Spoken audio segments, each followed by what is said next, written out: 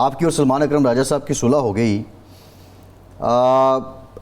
वजह क्या थी जो बुनियादी तनाज़ा था, और अल्टीमेटली ये तनाज़ा जाके आपकी जमात के बानी को ये हल करना पड़ा, ये उससे पहले क्यों हल नहीं हुआ, और ये सुलह पक्की हुई है, तमाम रंजिशें दूर हो चुकी हैं, या कोई कसर कभी भी बाकी है दिल में?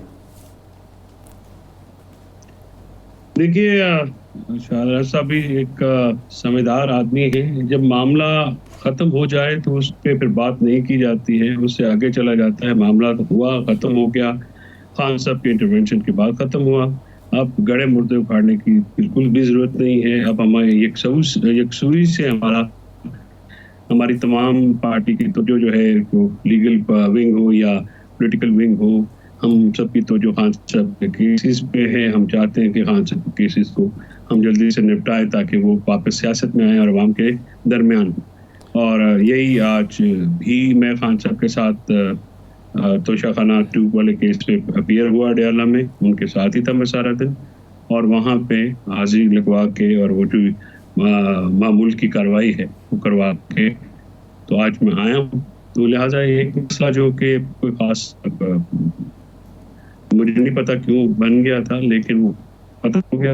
लिहाजा अब मेरी तो गुजारिश यही होगी कि आप साहबान से हमने रिजॉल्व कर लिया है तो आगे चलिए। अब देखें, ये फैसल साहब बिल्कुल आप दुरुस्त कह रहे हैं कि अब सुलह हो गई है, इख्तलाफात को हम नहीं छेड़ना चाहते। आपके ख्याल में जो कानूनी टीम है पीटीआई की, खान साहब की, जिसका आप भी हिस्सा हैं, मुश्किल तरीन हालात में एक तरफ ये क्रेडिट लिया जाता है कि बहुत सारे कारकुनों को आप लोगों ने रिहा करवाया, बहुत सारे केसेस में बरी करवाया, ज़मानतें कराई सारी। दूसरी तरफ आप ही के कारकुन, आप ही के लोग ये कहते हैं कि जी लीगल टीम वो कुछ नहीं कर रही जो नहीं करना चाहिए। आपके ख्याल में क्या किसी सतह पर लीगल टीम कोई कमज़ोरी का मुजाहरा कर रही है, या ये जो जिस रास्ते पर आप लोग सारे चल रहे हैं यही रास्ता है इन मुश्किलात से निकलने का जिसका सामना पीटीआई को और बानी पीटीआई को है? इरशाद साहब, इनफैक्ट बात यह है कि जो पीपल्स पार्टी जो ये पीटीआई जो ये खानदान जिसको मैं कहता हूँ एक पार्टी जो है, ये बड़ी सहूलतों से गुजर रही है और टारगेट है एक वस्तायत का, एक जुल्म का शिकार है और मुसलसल एक निशाना है रियासती जबर का।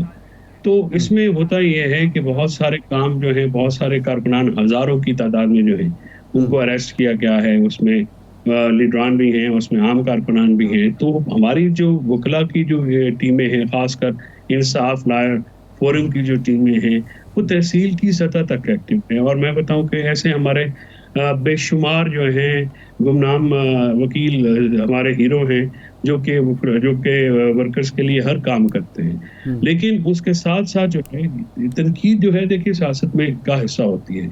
जाहिर है लोग जो है जिनकी तकलीफ होती है वो फौरी रिजॉल्व चाहते हैं। कुछ मामलात को इस तरह से रियासत डील करती है कि वो पॉलिटिकल बुनियादों के ऊपर, क्योंकि सारे मामलात हैं, कोई मेरिट के ऊपर तो है नहीं, और फिर अनफॉर्चुनेटली जो केस बनाए जाते हैं उनमें वफाकी हुकूमत या सूबाई हुकूमत की अपॉइंट करदा जजेस जो होते हैं की अदालतें जो हैं उनके अपॉइंट करदा होते हैं, तो उनके अपॉइंटेड अथॉरिटी वो भी अंडर प्रेशर है।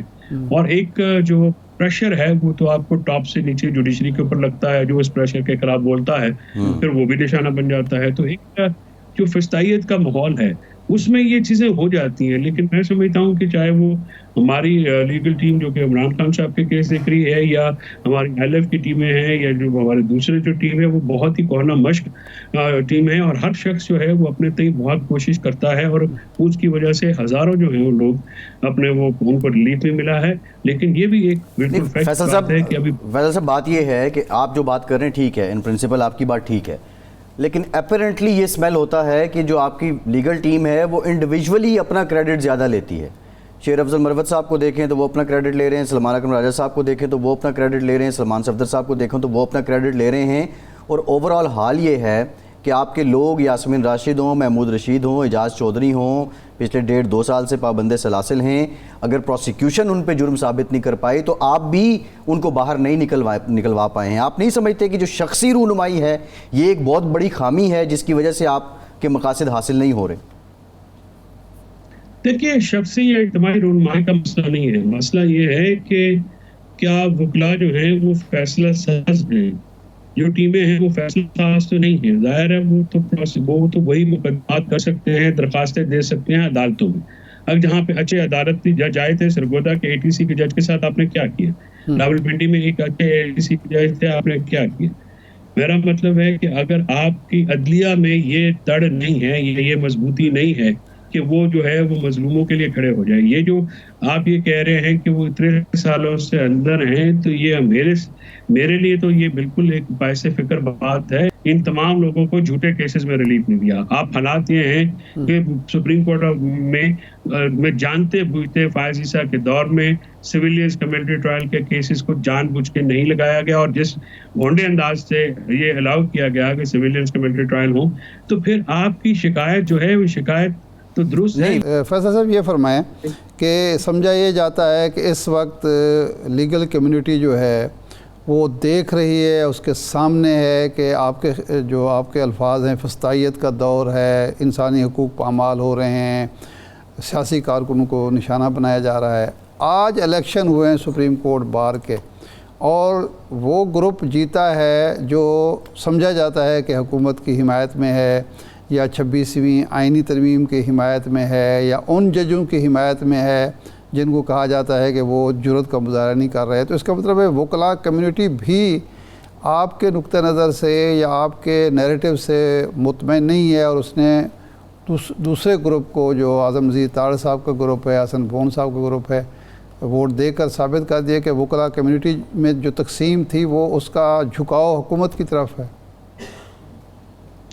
इरशाद साहब, इनफैक्ट ये जरा बार पॉलिटिक्स जो है ये और कौमी सियासत थोड़ी मुख्तलिफ बात है। अभी आपने कहा कि उनका ग्रुप जीता है, उनके प्रेसिडेंट जो जीते हैं हमारे रऊफ अता साहब, वो JUI के जो हमारे सेनेटर हैं कामरान मुर्तज़ा साहब, उनके चेंबर से ताल्लुक रखते हैं, कोयटा में हैं, उनकी जीत हुई है। और इसके साथ साथ जो जनरल सेक्रेटरी हैं बार के, वो जो है वो सलमान शाहिद साहब हैं, वो हमारे पुराने कुलीग है लाहौर से, वो मुंतखब हुए। तो वो ग्रुप जो है वो सारा नहीं जीता है, प्रेसिडेंट की सीट वो जो है वो जीते हैं। और ग्रुप के जो बार के अंदर जो है ग्रुप्स हैं वो पार्टियों की बुनियाद पे नहीं होते, यानी जो PTI का जो ग्रुप है वो लाजमी नहीं कि बार में सारे उस PTI को वोट दें। जो नून लीग के ग्रुप है वो लाजमी नहीं कि सारे नून लीग को वोट दे बार के अंदर।